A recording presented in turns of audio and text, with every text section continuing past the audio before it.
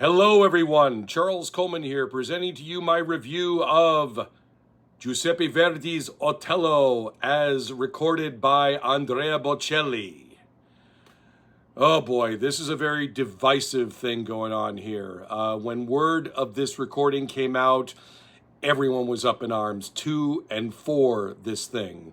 Of course, a lot of opera purists and opera singers were thinking, oh God, this is a disaster because he doesn't sound like Otello, he doesn't have the vocal heft for it.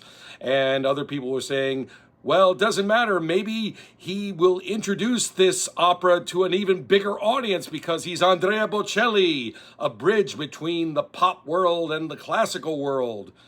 It's a point to make, and well, I tried not to make any personal opinion of this before hearing this whole recording. So I waited, and then it came out, and I just listened to the whole thing. I'm glad I heard it, but it ain't quite like what it should have been. I mean, he's got it. Well, let's talk a little bit about Andrea Bocelli. He has been kind of a bridge between the lovers of pop music and classical music, and introducing, and it's true that he introduced this wonderful genre to a more massive audience than most other guys haven't done before. I mean, Pavarotti has done this, Placido Domingo has done this, Renee Fleming has done this, but Bocelli has been also a particular identity for this. And the thing is that the music that he performs, you know, it's very safe sounding music, I would say. It's pleasant sounding, something that you can swallow with a tablet before you go to bed and maybe leave a happier person. Although, being myself a composer and an opera singer, I enjoy it. I mean, I like the song Con te partirò. I like hearing that once in a while, but I would rather hear E lucevan le stelle, which to me has a lot more depth and stuff in it. If I'm right, then you should listen for yourself to find out if I'm right about that. People like Bocelli are members of this subcategory of easy listening classical music, along with people like Sarah Brightman and Alma Deutscher, whose music is, well, I'll probably make a video about that some other time. But in the meantime, Bocelli has also made a series of recordings of classic operas, including Turandot, La Bohème, I think even Cavalleria Rusticana. And I mean, as far as I know, I don't think Bocelli has ever done a recording without a microphone or done a live performance without a microphone, you know, in concert. I mean, he could. The question is, can he do an opera like Otello live in person, from beginning to end? I'm guessing that when they made this recording, it was made over a longer extended period of time and then edited all together. Bocelli's got a beautiful voice. He's now, I believe, in his early to mid 60s. And, you know, he's got a beautiful voice, and I enjoy listening to him once in a while. As far as his performance in Otello, in this recording, you know, he sounds all the same. It's the same mood, same dynamic, same... There's seems to be absolutely no subtlety in conjunction with what's going on story-wise or musically. And therefore, there seems to be a lack of suspense and tension when things develop. He sounds the same completely throughout. And, you know, he probably can't do this opera live. You know, some singers have made recordings of great operas that they've never sung live. I believe Placido Domingo has recorded Tristan and Isolde, and he's recorded Tannhäuser, neither opera of which he's ever done in performance. And this is the case with Bocelli. I enjoyed listening to it. I think the sonics were kind of interesting. I don't know whether they recorded in an actual hall or in a studio. I believe it was done in a hall. It had a very nice, bright sound to it. And yeah, even some of the greatest recordings ever made, or at least performance-wise, were not necessarily the greatest sonically. I think my favorite Otello of all time was John Vickers, the recording he did with Tito Gobbi and Leonie Rieseneck. But even that recording had a lot of flaws. Tullio Serafin was, I think, was in his early 80s at the time, recording this orchestra from Rome that frankly had a lot of intonation issues. And Serafin was conducting it at a very slow tempo. But he did get a decent impact of the orchestra, whether you agree with the slow tempos that he did it in. As far as the orchestra that did Bocelli's Otello, this being the, I think it was the Orchestra del Teatro Carlo Felice di Genova, they actually have some good sounding players there. The woodwind section is really good, and some of the middle sections in Act 3 of Otello, like the whole thing between Iago Cassio with Otello hiding in the background, woodwinds go da-dum, da-dum, ba-ba-da-ba-dum, ba-da, don't jump in. The woodwinds sound really good there, performance-wise too, even though they were also sonically up front.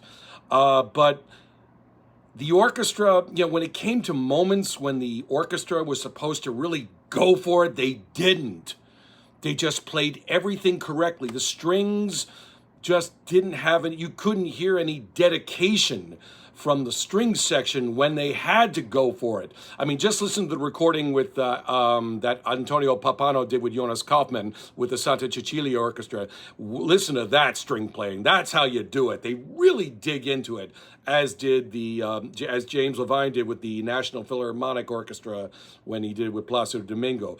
Probably two of the best performances as far as the orchestral playing is concerned. In the Bocelli recording, you got what seems to be a real lack of consistency when it came to developments of passages, dialogue, like when it came to the whole second scene of Act 3, when there's an ensemble going on, there's this inconsistency.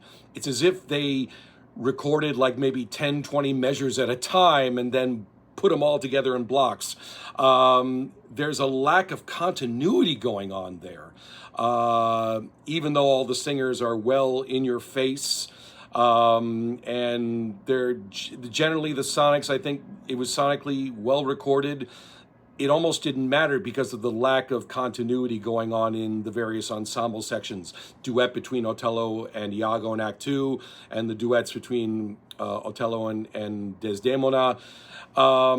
Even later on, the fourth act, when Otello arrives in the bedroom of Desdemona, when you hear the low basses play this beautiful lyrical passage, really hard to play, but they played it all correctly.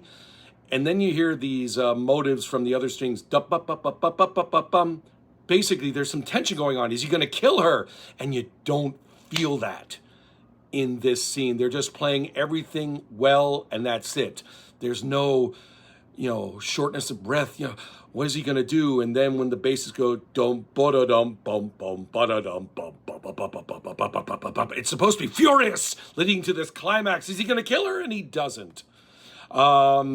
You don't feel that at all in this recording. It's just completely tensionless.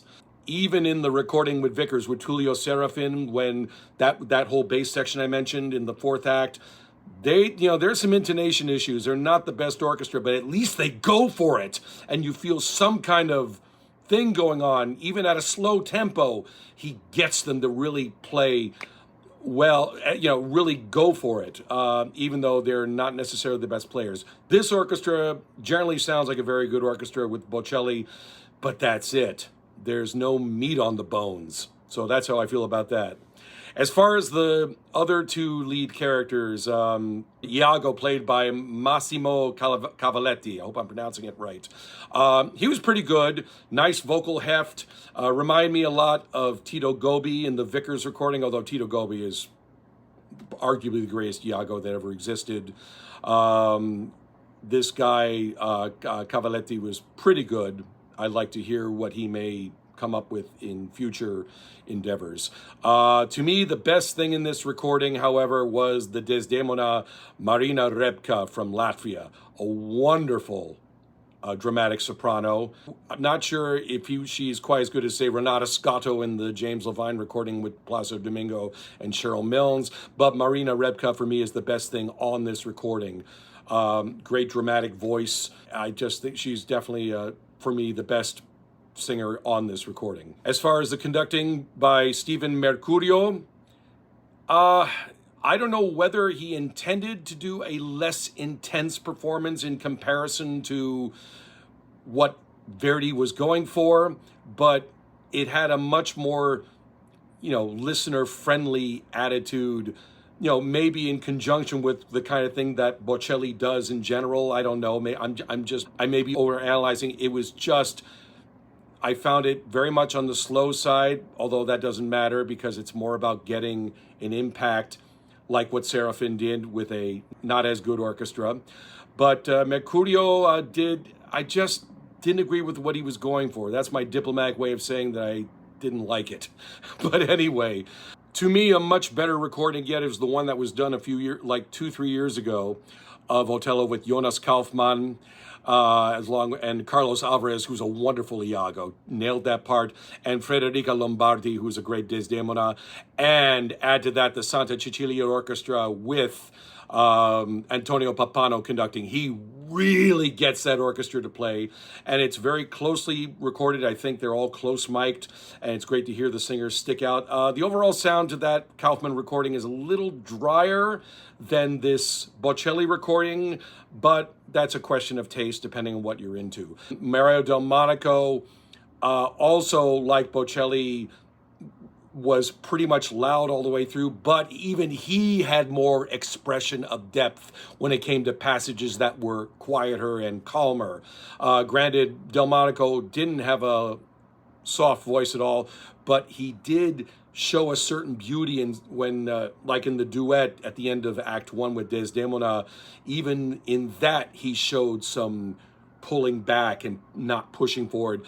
Bocelli, on the other hand, has more of an Ethel Mervyn type of thing. Even in the fourth act, when Otello wakes Desdemona up and she sings Otello, and Bocelli sings "See."